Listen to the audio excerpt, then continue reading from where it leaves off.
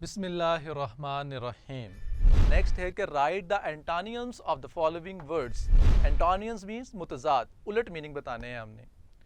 The first word is confidence, एतमाद। तो antonym क्या है इसके? डाउट और you can say mistrust. The next word is honour, इज्जत। डिसग्रेस, इनकी बेइज्जती। नेक्स्ट इज बिलीफ, यकीन means disbelief or distrust. Next word is separate, अलहदा, अलग। तो इसका एंटोनियम होगा connect, जोड़ना, unite, joined. The next word is unity, इत्तेहाद।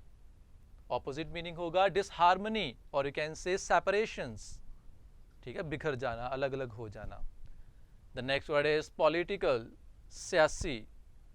तो इसका एंटोनियम होगा नॉन पॉलिटिकल, गैर सियासी। तो यहाँ पर पार्ट सी कंप्लीट होता है। Now part D is use the following idioms in sentences. Idioms दिए गए हैं, हमने उनको सेंटेंसेस के अंदर यूज करना है। The first idiom is bits and pieces, टुकड़ों में बांट देना। तो इसका सेंटेंस यहाँ पर क्या बना हुआ है कि real brothers should not divide themselves into bits and pieces. हकीकी भाइयों को आपस में टुकड़ों में नहीं बंटना चाहिए। The next idiom is man in the street.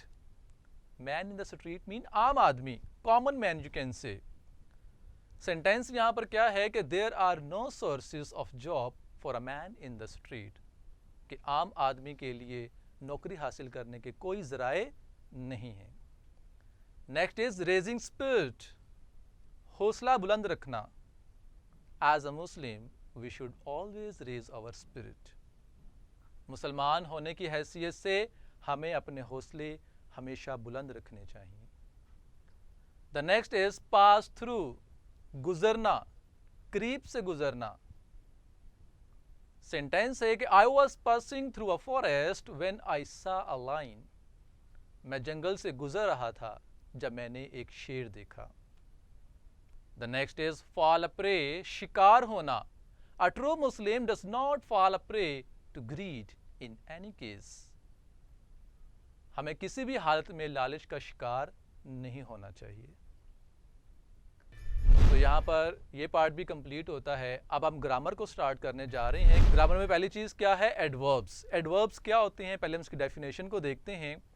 कि a word that modifies the meaning of a verb, an adjective और another adverb is called an adverb. इनके वो अल्फाज जो किसी वर्ब को, किसी एडजेक्टिव को या किसी दूसरे एडवर्ब को चेंज करते हैं, उसको मॉडिफाई करते हैं, उसके बारे में मजीद इंफॉर्मेशन देते हैं, उनको हम एडवर्ब कहते हैं। कहता है adverbs usually come in the following positions in a sentence. इस तरह से सेंटेंसेस के अंदर यूज होते हैं। उसने हमें कुछ एग्जांपल्स दी हैं। पहले क्या दिया उसने एग्जांपल कि शी वाज सिंगिंग ब्यूटीफुली। अब सिंग एक वर्ड है, गाना गाना, उसके बारे में मजीद इंफॉर्मेशन क्या दी जा रही है कि ब्यूटीफुली, खूबसूरती से। तो हम ब्यूटीफुली को क्या कहेंगे कि ये एडवर्ब है। और कौन सा एडवर्ब है? एडवर्ब ऑफ मैनर है। Mostly adverb of manners L Y पे ख़त्म होते हैं, ठीक है। सेकंड है जी at a concert. At a concert, अब ये जगह की तरफ इशारा किया जा रहा है, तो इससे हम कहेंगे ये क्या है? Adverb of place. और लास्ट है लास्ट संडे। अब ये टाइम की तरफ इशारा किया जा रहा है, तो इसे हम कहेंगे एडवर्ब ऑफ टाइम। तो एक ही सेंटेंस के अंदर आपने देखा कि 3 एडवर्ब आए डिफरेंट पोजीशंस के अंदर। नेक्स्ट मैं बता रहा है इन्फिनिटिव के बारे में। इन्फिनिटिव क्या होता है? 2 चीज़ें समझना इसके बारे में ज़रूरी है। इन्फिनिटिव पहला आप कह सकते हैं कि 2 प्लस वर्ब की फर्स्ट फॉर्म जो होती है, फर्स्ट फॉर्म ऑफ वर्ब 2 के साथ जब आती है तो उसको हम इन्फिनिटिव कहते हैं। या आप यूं कह सकते हैं कि एक ही सेंटेंस के अंदर जब सेकंड टाइम कोई वर्ब आता है तो उसको इन्फिनिटिव कहते हैं। वो 2 के बगैर भी हो सकता है। अगर वो 2 के बगैर है तो फिर हम इसको बेयर इन्फिनिटिव कहते हैं, ठीक है। अगेन अपनी बात रिपीट करता हूं, 2 के साथ जब first form of the verb आती है तो उसको इन्फिनिटिव कहा जाता है। और सम टाइम वो 2 के बगैर भी आ सकती है, लेकिन उसकी पहचान क्या होगी कि वो एक ही सेंटेंस में दूसरी दफ़ा जब वर्ब आएगा, एक्शन वर्ब आएगा, तो वो इन्फिनिटिव होगा। जैसे यहाँ पर हमारे पास एग्जांपल मौजूद हैं कि you are free to go to your मस्जिद। आप देखें टू गो को अंडरलाइन किया गया है, तो टू गो क्या है? इन्फिनिटिव है। सेकेंड एग्जाम्पल में कहता है he made the people walk. अब यहाँ पर टू के बगैर है, लेकिन देखें पहले एक वर्ब मेड आया, फिर सेकेंड वर्ब वर्क आया, तो इसको हम बेयर इन्फिनिटिव कहते हैं। Clear? The words given in bold have no subject. We say that to go is the infinitive of the verb. Sometimes to is used as in example A, sometimes infinitive without to is used as in example B. Next part है जी gerunds. Gerund क्या होते हैं?